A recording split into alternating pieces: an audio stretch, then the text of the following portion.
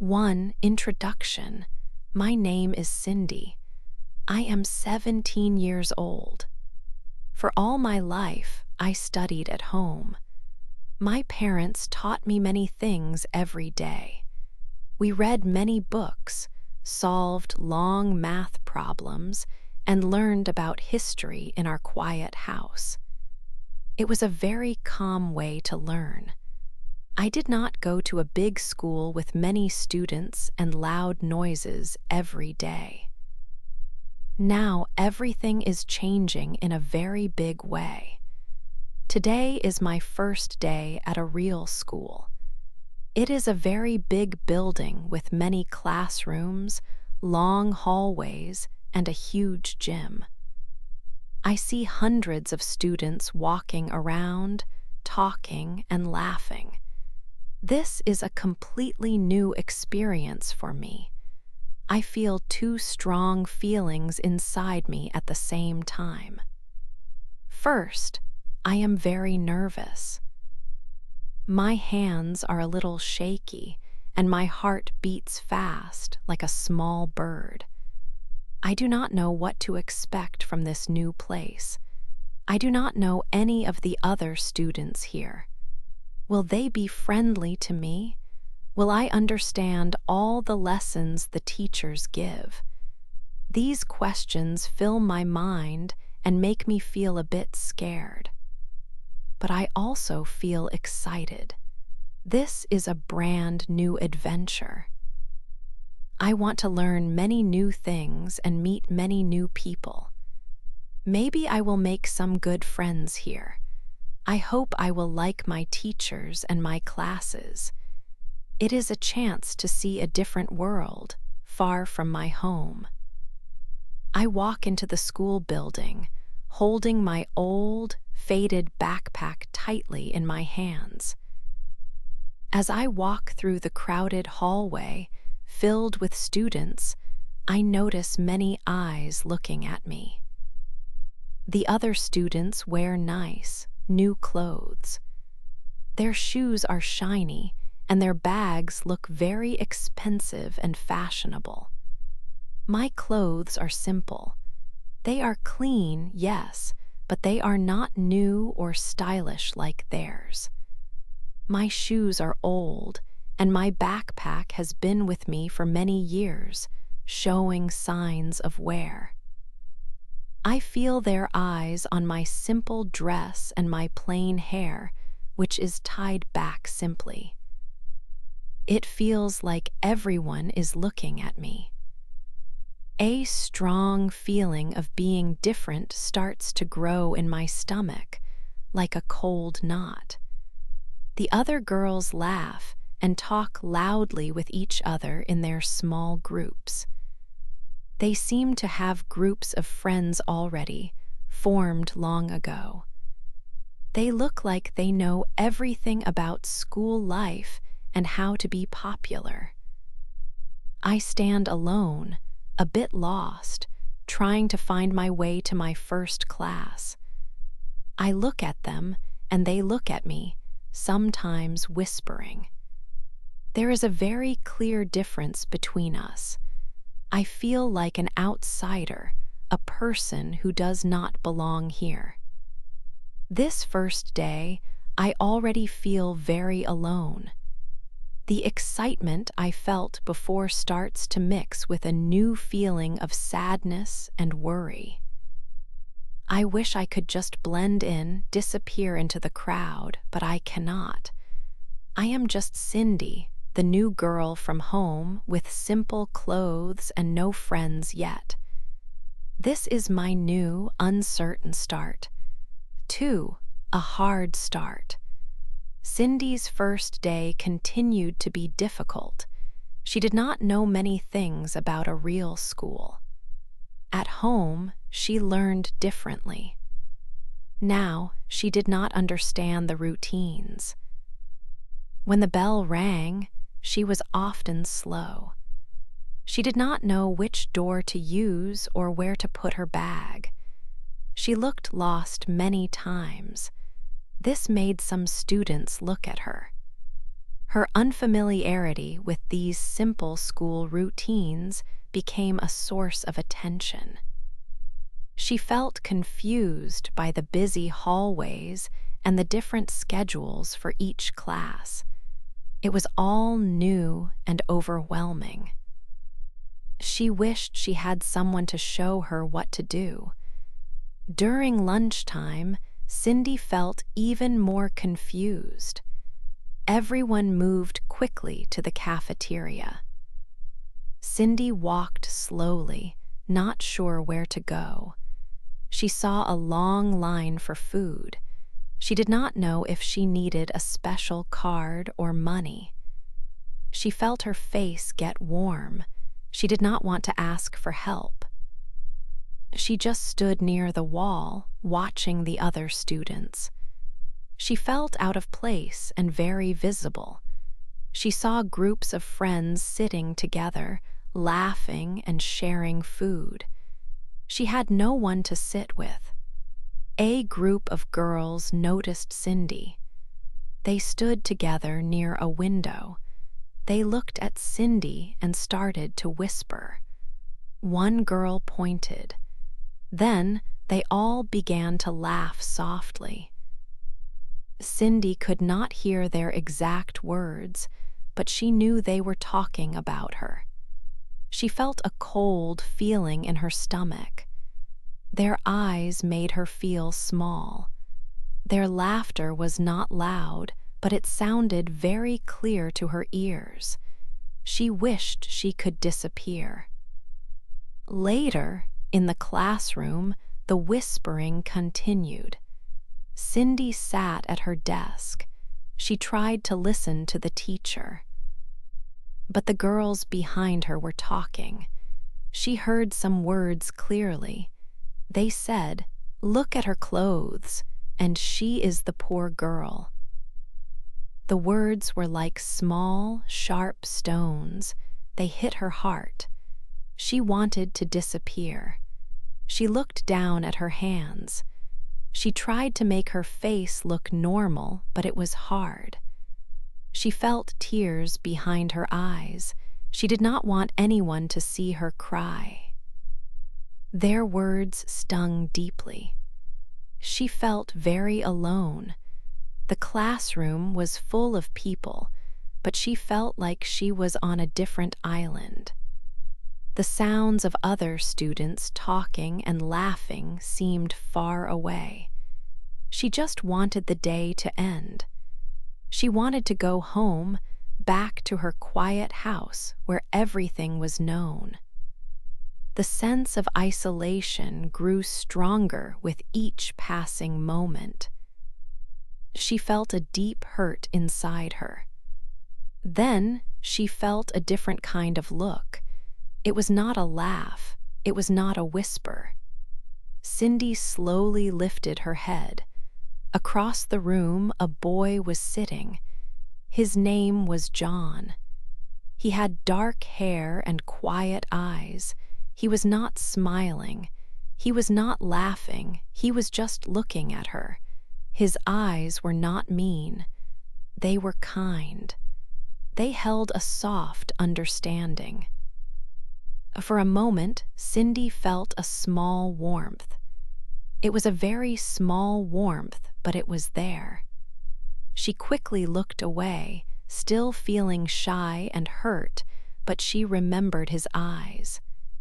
They were different from all the others. 3. A new friend.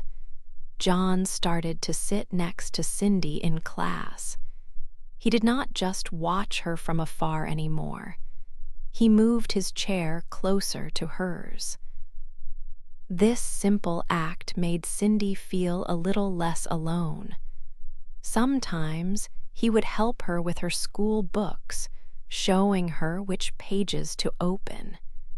He also explained things she did not understand from the lesson.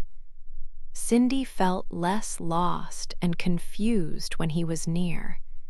His presence was a quiet comfort. They began to talk more. During class, if Cindy looked unsure, John would gently whisper a hint. During breaks, they talked about school subjects and other things. Cindy learned that John was a very smart boy. He knew many things about history and science. He was also very gentle in his words and actions. He never made her feel bad or silly. He listened carefully when she spoke. A new friendship slowly grew between them. It was a warm feeling for Cindy, a feeling she had missed since starting this new school. Other students still made jokes about Cindy. They sometimes pointed and whispered mean words. They might laugh loudly when she made a mistake, but John was always there. When he heard these cruel jokes or saw unkind looks, he would speak up. He would turn to the other students and tell them to stop. "Leave her alone," he would say. His voice was calm but firm. He did not shout, but his words carried weight. The other students usually listened to him. They did not want to make John angry. John's consistent support was very important for Cindy. It was like a strong, steady anchor holding her when things felt shaky. Before, she had felt very alone. Now, she had a real friend who stood by her. His kindness made a big difference in her school days. It gave her courage she did not know she had. She felt stronger because she knew John was on her side, a loyal friend. Every day at school was still difficult, but with John, she felt she could face it. His friendship was her anchor in the big, unfamiliar school. She was not just the poor girl anymore. She was Cindy, who had found a true and supportive friend. This friendship gave her hope. My secret skill. My years of homeschooling had been very different from a regular school. I spent many quiet hours each day at home, learning from books. My parents were my teachers, and they encouraged me to learn everything I could. I read many stories, solved math problems, and wrote essays. It was a time of deep focus. I did not have the distractions of a big, noisy classroom, so I could really concentrate on my studies. This long period of dedicated learning became my secret skill, a hidden strength. I did not know how much it would truly help me until I started at this new school. In the classroom, I quickly found my strengths. The subjects that some students found very hard, like math and English, felt quite easy and natural to me. When the teacher wrote difficult equations on the board, I often understood them quickly. During English lessons, writing creative stories or understanding grammar rules was not a challenge. I always finished my work carefully and correctly. When we had tests, I usually knew all the answers, even the tricky ones. My test papers often came back with perfect scores, or very close to them. This happened week after week. My grades were consistently the best in the class. One afternoon, after a challenging math test, the teacher stood at the front of the room. She held up my test paper for everyone to see. She had a big, proud smile. "Class, I want to show you an example of excellent work," she said clearly. Cindy consistently achieves the highest marks. Her understanding of these difficult topics is truly impressive. She works very hard, and her effort shows in her outstanding results. My face felt very warm. I looked down at my desk, feeling a mix of embarrassment and a quiet sense of pride. It was good to hear her kind words spoken publicly. However, not everyone in the class shared the teacher's happiness. I could feel the eyes of some classmates on me, especially the group of girls who had often made fun of me before. Their whispers started again, but this time their words were different and colder. They were not laughing at my simple clothes anymore. Now, their faces looked angry and a little mean. They did not like that I was doing so well. They did not like that the teacher praised me so highly. It was clear that my academic success, my visible skill, was making them feel very jealous and upset. They seemed to dislike seeing me succeed. 5. A mean plan. The jealousy that some classmates felt for Cindy's good grades had grown. They did not like seeing her succeed. A small group of girls, led by the ones who first called her the poor girl, decided to play a mean trick. They wanted to make Cindy feel small and embarrassed in front of everyone. They spent time writing many fake notes. On these small pieces of paper, they wrote very hurtful words. The notes said bad things about Cindy's clothes, her quiet nature, and even her intelligence. They planned to put these notes in her bag when she was not looking. Their goal was for Cindy to find them at a busy time, so many students would see. The perfect moment came during the loud lunch break. Cindy went to her desk to get her packed lunch.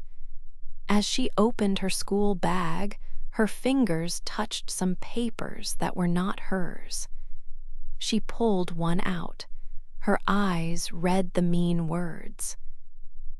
Confusion turned into a cold shock. Then she pulled out another note and another. There were many of them, all filled with cruel messages. Slowly, other students around her started to notice. Whispers began to spread through the classroom. Fingers pointed at Cindy and her bag full of hurtful notes. The girls who planned the trick started to laugh loudly.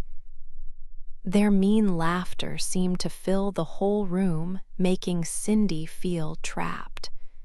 Her face burned red with shame. Her heart beat very fast. The words on the notes were like sharp knives. They cut deep into her feelings. A single tear escaped her eye, then another and another. She could not stop them. The public humiliation was too much. She felt completely alone, even with so many people around. John, as always, saw what was happening. He did not laugh or point. He quickly walked to Cindy's side. He stood close to her, offering a quiet shield against the cruel stares. He gently put his hand on her arm. His voice was soft but firm. "Don't listen to them, Cindy," he said. "They are just trying to hurt you because they are not happy. You are smart and kind. Don't let them win." His words were a small comfort in a moment of great pain. They helped her breathe a little, but the sting of the trick remained. That evening, Cindy was at home. She sat in her room thinking about the day. The tears had stopped, but a heavy sadness stayed with her. She looked at the crumpled notes, the mean words still clear in her mind. She thought about John's words, "Don't let them win." A new feeling began to grow inside her, slowly replacing the sadness. It was a quiet anger, a firm resolve. She was tired of being the poor girl. She was tired of feeling hurt by others' cruel words. She decided that night that she would not be a silent victim anymore. She would not let them break her spirit. She would find a way to stand up for herself, to show them that her strength was greater than their meanness. This was a big decision, a turning point for Cindy. She knew it would not be easy, but she felt a new kind of courage starting to bloom inside her heart. 6. I speak up. After the cruel trick, I felt a new kind of energy inside me. It was not sadness anymore. It was a strong feeling. I decided to use this feeling for something good. There was a big test coming soon. It was an important test for all our main subjects. I knew I needed to do very well. This test was a chance to show what I could do. It was a chance to show them I was not just the poor girl. I spent many hours studying. When I was homeschooled, I learned to study hard. Now, I used those skills even more. I read all my books carefully. I practiced math problems again and again. I wrote essays to improve my English. John helped me sometimes. He would ask me questions, and I would answer them. He always told me I was smart and that I would do great. His words made me feel stronger. I felt ready for the test. The day of the test arrived. I felt calm. I answered every question carefully. I took my time and checked my work. When I finished, I felt good about it. I knew I had done my best. A few days later, the teacher gave back our test papers. My heart beat a little fast. The teacher smiled when she looked at my paper. Then she said my name. "Cindy, you got the highest score again," she announced to the whole class. My score was almost perfect. There were only a few small mistakes. Everyone looked at me. The girls who had laughed at me looked surprised. Their faces were not happy. The teacher asked me to stand up. I stood up tall. I looked at all my classmates. I saw the faces of the girls who had called me names. I saw the boys who had ignored me. I saw the shame starting to appear on their faces. I took a deep breath. This was my moment. I decided to speak. My voice was clear and steady. "You think you can hurt me with your words," I said. "You think you can make me feel small. But my strength is greater than your cruelty." I looked directly at the group of girls who had caused me the most trouble. Their smiles were gone. Their faces turned red, a deep red color. They looked down at their desks. The classroom was very quiet. No one whispered. No one laughed. They did not know what to say. They were stunned. My words hung in the air, strong and true. I did not yell. I did not cry. I just spoke the truth about how I felt and what I knew. I knew my mind was strong. I knew my spirit was strong. Their meanness could not break me. I had spoken up and they had no answer. 7. A change happens. After my words in front of the class, a big change began. A quiet spell fell over everyone. The students stopped laughing at me. Their whispers stopped. The mean names stopped. The classroom felt different. It was no longer a place of fear for me.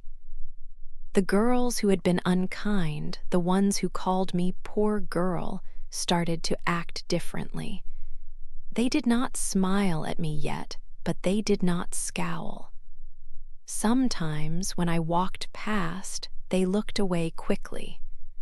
Other times I felt their eyes, but it was not the same look. It felt like a little bit of respect. The change was real. Even the boys looked at me in a new way. Before, they just followed what the girls did. Now their eyes showed new interest. They saw me as strong, not weak. I felt this change too. I used to walk with my head down. Now I walked taller. My shoulders were back and I looked straight ahead. A new strength grew every day. John noticed this change more than anyone. He was always my friend. Now, when he looked at me, his smile was wide and full of pride. His eyes showed his happiness. Sometimes he would give me a quick, happy nod in class. It was small, but it meant a lot. His support helped me find my voice, and he saw me use it. The air in the school felt lighter. I still wore my simple clothes, and I still did not have new things. But now nobody cared. My grades were still the best and my mind sharp. Other students saw that now. They understood true worth was not about clothes. It was about who you were. This change did not happen in one day. It was slow, like a flower opening, but it was happening. Each day, the respect grew. Each day, my confidence grew. The classroom was no longer a place of sadness. It was a place where I could learn and be myself. I was not afraid to speak up. I was not afraid to be smart. I was not afraid to be me. This was a new and good feeling. My school life would finally be okay. 8. My new life. I was not the poor girl anymore. That hurtful name was gone. Now people knew me for different things. They knew I was intelligent. They knew I was strong. My mind worked well, and I showed it in class every day. I was not afraid to speak my thoughts or to be myself. This was a big change. It felt good to be seen for who I truly was. My success in school helped everyone see my real abilities. My friendship with John grew deeper each day. Every afternoon, after the final school bell rang, we walked home together. The path was familiar now, but our conversations were always fresh and interesting. We shared many stories about our day. We laughed a lot too, sometimes about funny things, sometimes about our plans. John was a true friend, and I felt lucky to have him. Our friendship was a special part of my new life. It made every day brighter and happier. I often thought about everything that had happened since I first came to this school. The first days were incredibly hard. I felt so alone and very sad. But then, slowly, I found my voice. I learned that my words could be very powerful. I learned that standing up for myself was important. It was not easy, but facing those challenges made me much stronger. I learned a very important lesson during those difficult months. This lesson was about true strength. It was not about being loud or being mean to others. It was really about kindness. It was also about courage. Being kind to others, even when they had not been kind to me, felt good inside. Having the courage to speak up, to show everyone who I really was, made a huge difference.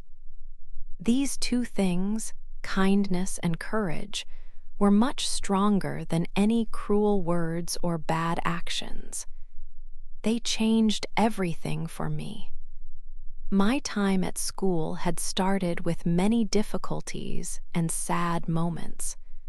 But now, those hard times were clearly behind me. This was not just the end of a difficult period. It was truly the start of something new and good. It was the beginning of my real life. I felt very hopeful for the future. I knew I could face any new challenges.